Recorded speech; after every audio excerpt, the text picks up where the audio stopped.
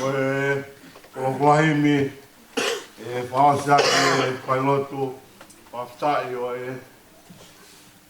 Whaifita koini, koini mangiau whango fulu, o more mo mea pēnalo, mangiau whango fulu, ke whakasio mai ki a kaumalo, hao atu ki langi, whewhe nao nofo.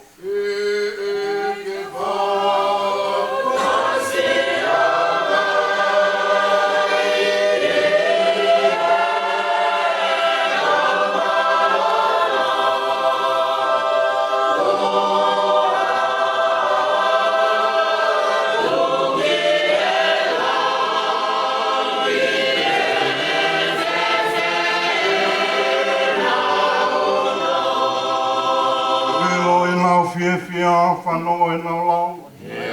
Nau whalangilangi ea, alofi o e au.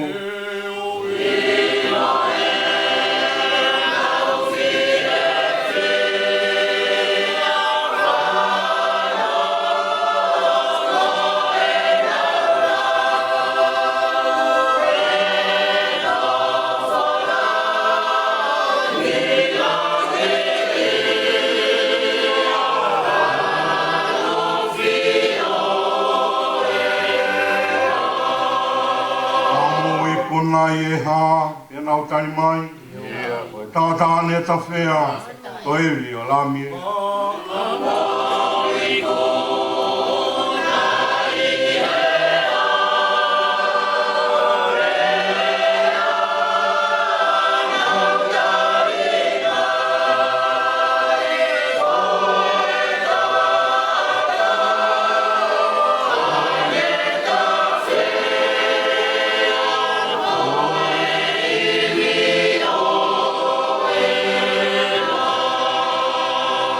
Tau whakamalo ki e eki, e tō whao tauhanga, ko he o mamahini, e mau ai pureanga.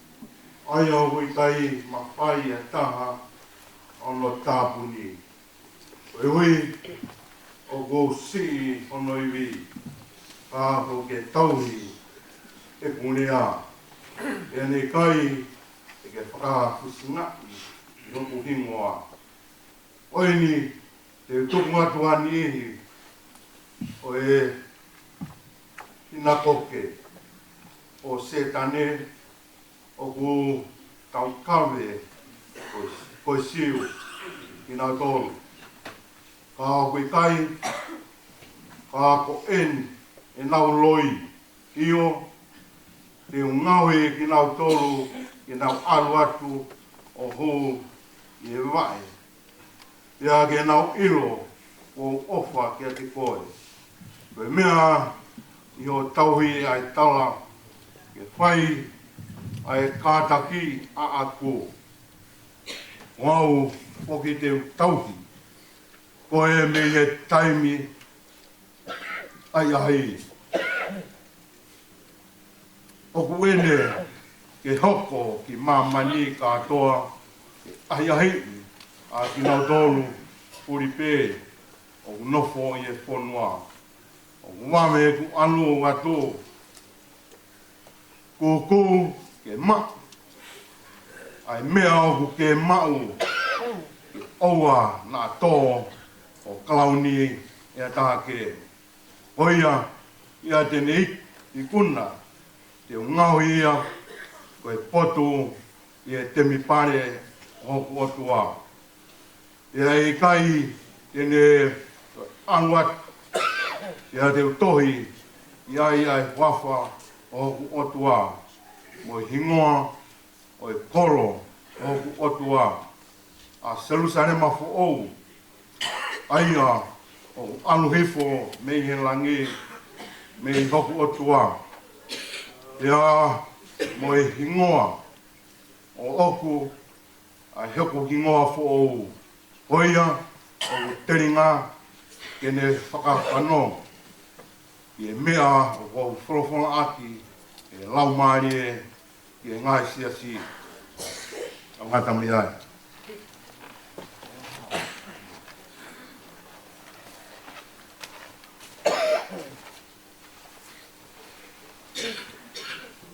Madame Afio e o tua i gere e ki.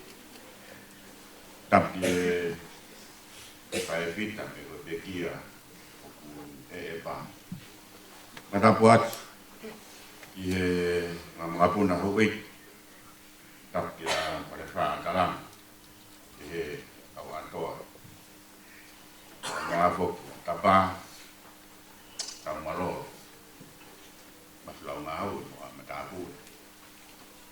Padap di kau la eki. Ye.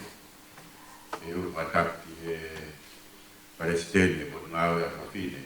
Pois já se me disse ma o a kau de Palestina. Por ngau fafine. O a kala.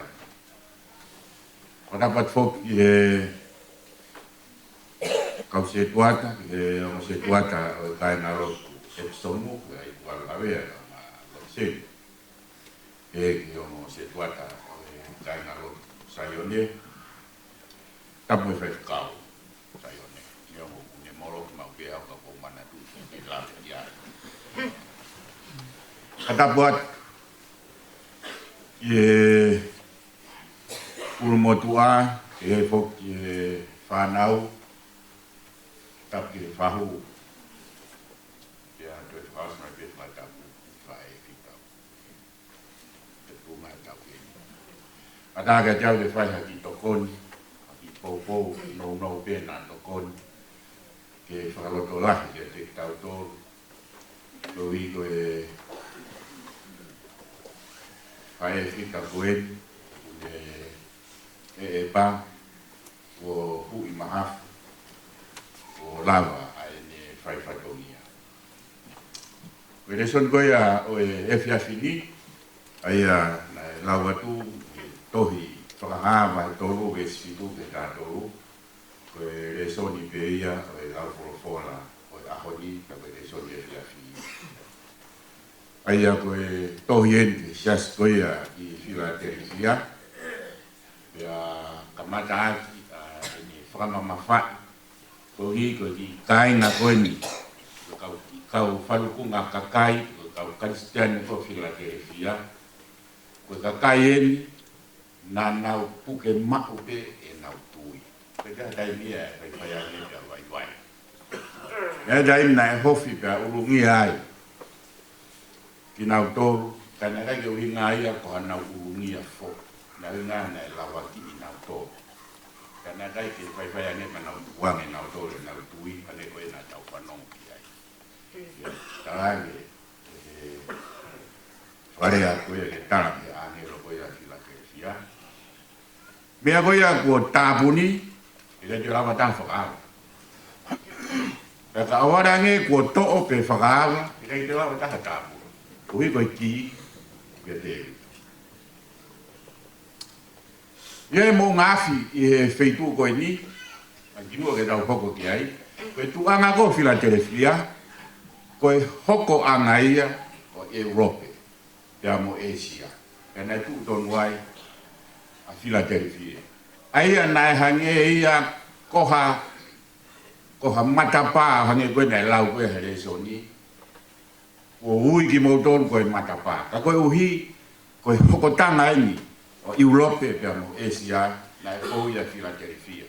Ia ne pehe nai lahi e kakai pa ma ngai tui kehe na nau fei ngai, mo feo hi ai, ka koe ki kaulotu koe ia i Philadelphia, na kai more, i nau tolu ha whahinga mea fo o, pe ko ha tu whakaharo mo tu, o ku wene, ke veuki, mo whakawai vai e nau.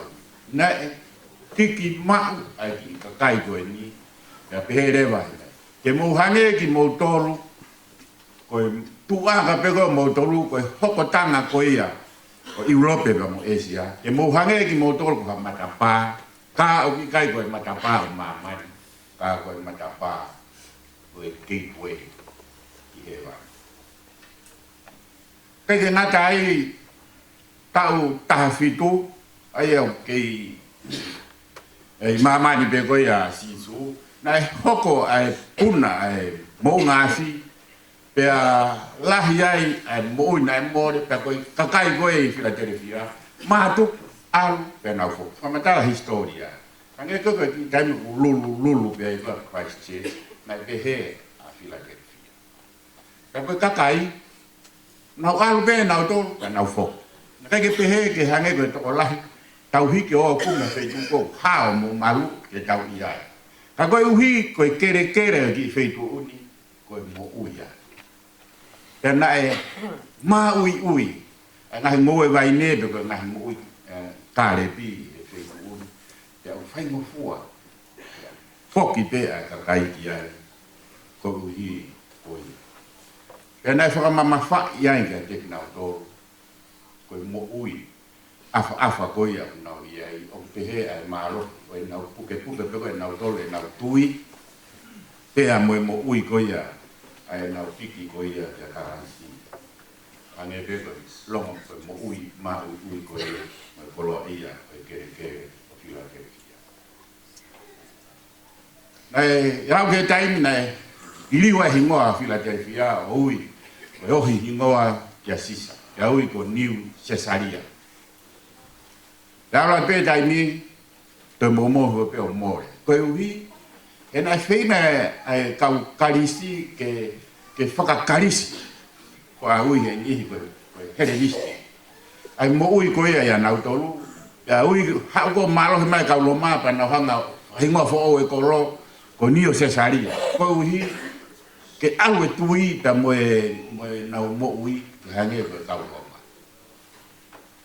Kana e tiki maa ke ai ki kau Philadelphia na nau puke maa. Tui ko anau. Kai ai te lau. Kai ku peo toi foki hingoa. O ui aki a Philadelphia. Koe ki kolo ku lahi ai a ngahi pou. Nā pehe kau hiki historia ni. Koe ki kolo ko niu hangeha ki ante nisi si. E koe uhi o ku laini ai a ngahi whare lotu. Ngahi tempare ke. Kai ngā tai ka taima ngahi otu pou o kui ai. Ai koe taima ku mate ai ha taha ko ha hero.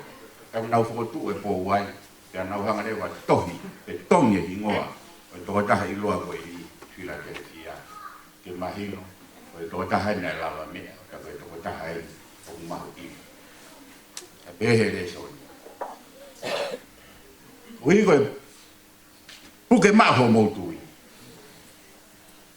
E tō a mou poi, a mo e pou, e tohi o mou hingoa, kai ke taramaya, o tohi maa mai. Kai tohi ia i o tō lang. Koe tau whanongo ki he historia, ba mo e pio ka lafi me ngahi. Nau dolu manat me ria ko ia ki he whae whita koe ni. Koe kātoa pe ia. Tano mai nei, Rotonga fai koia e langa, o fai lot koia o Haleru. E i se tua tala. Kana e whalala lahi ane pēa, fai kau ia. Ia sone mafi, ia musi taisi kupo. Ko uhi, ngā ue, rongo mo ui, mate ati, pa mo umea. E kai lau he tangata i ki neonga tau pore koia tau tō. Ia sone mafi, ia behe ko ia, e lawa tō tahi. O bege ai leu mafan. Ui ke kawala ai whakongia koe. Ia pehe, e tau manata opa koe, e tō taha koe. E tāne nei, e tala mai e tōni. Te uhanga o atu ai kalaun, e tō au hingoa, kai ngā taina e kai more ho tui, nā ke piki mao, te puke mao, kai tui koe ia. I ranga e tau whono. Maro bea kau whai whakauhanga e peko tau tōru, ma kau se tuata. Tau tuku whai whakauhanga e tau tōru, tau tuku se tuata hake pe, toki a honaki hake mai toko la, malanga ta mai toko la. Ka koe kakai pe e, oroang ho nau tau uro tu, ho tau tau mo tu ama. Koe kakai ia, ne tiki mao, ia puke mao, e nau tui, o hane pe ko ia, koe i siasi ko ia, i fila ke fila. Tau tau roto la, i tau wakai pe kakai pe ni, o kumalanga mai, e nau mo ui ke te tau roto. Tau tau roto la, ia ke tau moro moro ui wa. To ata, i to onga mo ui, a kakai koe ni, mo ui koe ia, a sisu karasi. Ia ne whakapapau e tohi, ano hingoa, i tāni. Ia pehe ai anga koe ia, koe tau whanonga, tau hiki te niti me hen, i tāni. Tau tui tau toru, nge koe, tanga tiuri pehe, kai toi ongo ma, a fōu, e amo hai e toi whaiha ane pui. Ika, na sanga e whae whita koni o tō kaki ai mea hono toa te. I mo ui, na koe kihi i le rei ko tō rena ne oa. Lawa ia tānanoa maari e kau ke e tatau kona ana. I maari e ai nonga ma fie maari e ai whakaheke heka o e waka i e nea. Osi te pe kau e whanau tangata me nau mawa. Kai roko te ama e. Ongo mea whiti ne. Whaka osi ai e te whorau. Kamanatu ki e aru e waka minewanga te utapifita. Ke aru nau whenga hake minewa ka osikea pa whae o ki waka maro le leina nau ngahi. Ke aru a e taimi. Wo Oranga waka e ki waka na whae whenga ka whae e kakau. Ke hui a te whoha lo te utapifita pe na wiko te utafisi. Ai na nau toko tore ka waka. Kai ke toi ka. Hanga te tangata iki. Tamai koe ni o ala. Puke mai hama fua. Uma ke te ia ke tatau ke ala. Tua. Koe tua nea tupe ke mata. Ka koe uhihe nai tokanga te mita. Koe ka uia unau ki kari mai ni hakau ni newa. Ke kumi hamo ui mana. Iwipe. Pehe hanga e tau kalongo me tau rodola. Ke tatau ai whae vita koe ni te koe ka mo tenga. Whakapapau ai kumi koia mo ui i ngā wela. Mamalo atu ki he mo se tuata Epsom ka mai kai ngā rotu. Ke pehe ki he whaifukau ka mo se tuata Sayone kai maa ai Palestinio e kai whiwhine ka mai Palestinio o e hoa e kau kure mo e kau whaifukau. I e tau ka mai pōpōna mo whai ke whai e whita koe. Hoko ai ne tōnga mo ui e a ui ke ne mānawa whakaosi. Me kei whakamahi no i pe ne kei iro pe koe eiti koia o tataki e ne mo ui ko ni koe whonu e ne hōwhanga hau e ngā ui na mo whai ke te ia. Pea mo e pōpō mo e ngā na ne whai koe ia ke te ia. Tala monu atu, pea mo e ofa. e wa fonua. Ma o pa mai pa nga ra man kau. I pa malo at ka mo tamo mo. Ko hi ko e na dola ka wa pe ni. O tu ya o ya ja ga. O pa ngalo ya mau to ke mau ke lo wa ma kau se to ta ma kau fai kau. Ko ka kai ko e ke tau pe he na o pa to la. Ka ko na a pe pong i lo tu i ko o lo tu i ko o la va tau nga we pa tau fia pa tau pata i nga we no ko to ka ko wi ko ka kai ko ni ma we na tu i ai ku ke ma ko ya na tu i ta ni ni ka ne ko la ko ya e wa ko ka la ya gai ba mo po fa i ka e hi ke ho bi mo i lo ke va ka me to ko ya e Panya ono mo fulu himi fa no noa himi ada ko wai ko da mai ke da kau ke sama o tu kau ke fa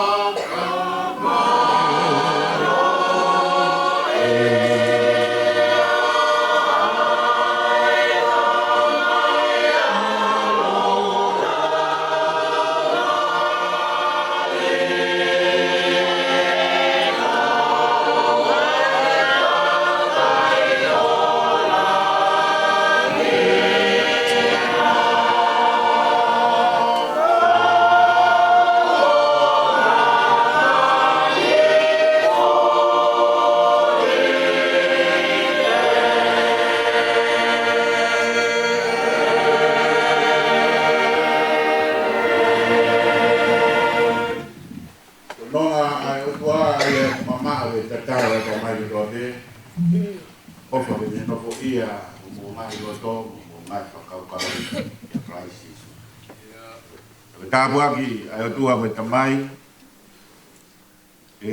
alo kami lau mari mano ke ia te tau tolu ia e mo siu tais tupo kuni ui ki tau tolu ia ambo i wako alo kainata pia kainata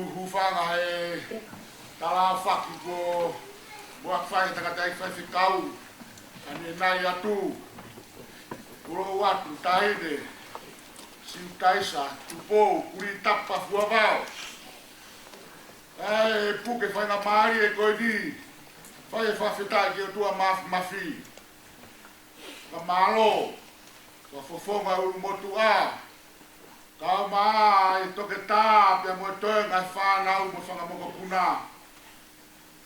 Peke ke whai a whakamalo, nge ke whakahoa na aku whai, u tātu ue taulanga, e fia fini, tui ngā ko talape tangata no aho. Fiu kukuta buloto he fia. Mo e haka langi tau ko inga ko tau apini e fia fini. I kai ke mo ua harea e tangata e whai whitau sea. ke whafofonga atu. Ka mai kau whine ki whaiwhekau. Pare stene ka kai whewhine a Nusilani ka mai whaiwhanua tonga. Kau se tuata kotoa pe. Kau mai kai ngā whakotoa pe mō mea mai. E tau kau ngā whakalangi ko whakawheta. Ko i ngā koe mahu i ngā whae koe. Sea. E whanoma ke whaiwhekau ane nai nei. E whanoma ke ongo ongo e tāhi neni. Ka koe uhi ngā ku api api tai ni. Te utoki whakakakato o ku whakamalo a pongi pongi. Ko uhi ngā koe hao mo ai ku tālo mā. Asi ngā ko te hālake matāno whakapālangi mo i whaiwhekau. Se mai hā moa ko ho furu ki kuata mai mape ho furu ko lotu osa. Kono whakakatoa ko o whalahi atu. Whakamalo o lahi atu. Ka kōkoreang whewhekau puke puke hena hā moa ka ki whaiha whakamalo. Ko e tāhi neni sea. Ko e tāhi ne ia me fuowawa kolongo mo loto. Me funga vai ko whātoto me kōro hapa. Kono api. He koe tau tai ia. Kono api ko sio ki waha. Ko i ngā koe fufotulona i matātahi ke tue mua mea tangata e ki e whai. Ko sio ika pe ki tahi. Pea iai mo e waka ia e whamiri na ui pe ia. Ko e whiao mo i ngalu. Toki whakahi nohe tu i e whare fo koe tonga whiao mo i ngalu. Kana e fuoloa pe whiao mo i ngalu ia ai funga whatoto. Pea ku mo ilo i pe moto e ola whiao mo i ngalu e ne siu taka. Mo e ne turi mafua, mo ne turi lau manu. Ke ke uto e sani atu au. Ka malo lahi e whakafofonga atu aika. Ka maa kupu. Mo makai nga me foi hea ka maa esko salo te. Ma langi ia he fia finu. Mo mea mai. Whai e mea whaka eki koe ni. Kau talanka kupu. Mea maari e koe whiri. E ku kau tāhine me i hapai. A fifita. Ai hingoa koe. Ko nau tau ki esko salo te. Turi mui atu ai atu pou. Koe e repa e hoa e sea. Ta koe ko ki turiki oi vai. E kau taini whai whita. Ia tukua ai na santu mua. Na mate mai uila. Whakamaro ia. Koe kukore. Osi pe ki whakahoha koe ni. Ka more ala. Mo uko si oku mata. Koe haa moa e te toi sasi mai mo uaki oku tua. Au lepa he. O gata o mea ki tua. Hala ki pehe he matapā. Iai pea mo alare o whakamu me iai. Waha ki mea ku mauai. O manatu iau koe ere mei motu. Kuku atu pehe. Koe tau tūtū ni. E whakafolau, e folau. I apsiasi. O epso mua pongi. Ni maa pe koe ono. O hanga e folau e whea mo ngalu. I apsiasi o epso mua. Whai ai e tau whakamāwai a pongi po a pongi. E tau whakamāwai mo mea whakaeki. E toki whai e hongo furu. I he aho tua pure lulu. Mo e tahi sine eiti. Whai whikau presteri. O e whatongia peo whakahoha atu. O whalahi atu mo ngā kofonga. Neverewe whakahoha. Alo piko.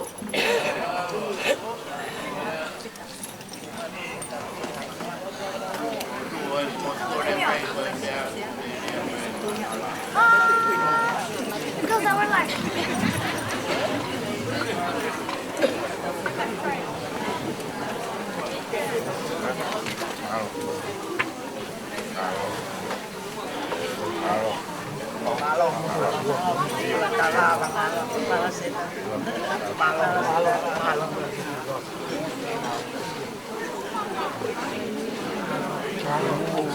Tau pela ka te matau.